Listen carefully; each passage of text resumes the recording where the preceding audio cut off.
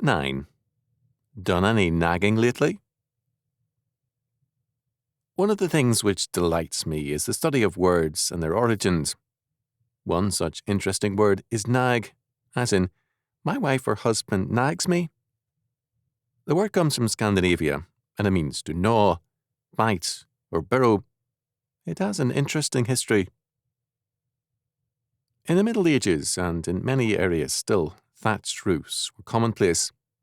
A roof could be a combination of boards, dirt, and straw. Such a roof became an easy nesting place for rats, as did the walls also. In fact, we know now that the plague was transmitted by means of these rats.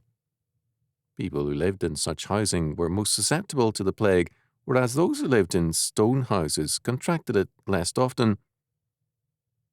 At any rate, people who lived in simple housing had an unwelcome sound all night long, the rats gnawing away at their roofs and walls. The sound was irritating, unpleasant, and continual. It could not be turned off. As a result, people began to use the word nag also for any talk they could not turn off, like a wife's complaint or demands or a husband's criticisms. Solomon said, "It is better to dwell in the wilderness than with a contentious and angry woman." Proverbs 21:19. With all the women he had, Solomon was an expert on nagging.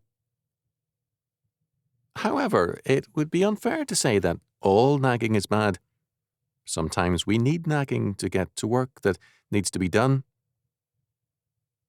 Samuel Adams nagged colonial Americans with his message of freedom until we became a free people. In fact, effective politics involves the art of nagging.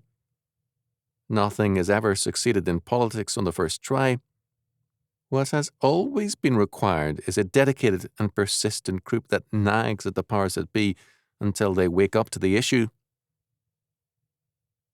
Our problem is that most of us have left this political nagging to others, and then we complain about the results. It is time we all started nagging our state and federal representatives, courteously of course, but persistently. We need to tell them that this country is long overdue for a new birth of freedom. Freedom is worth fighting for, and it is also worth nagging and voting for.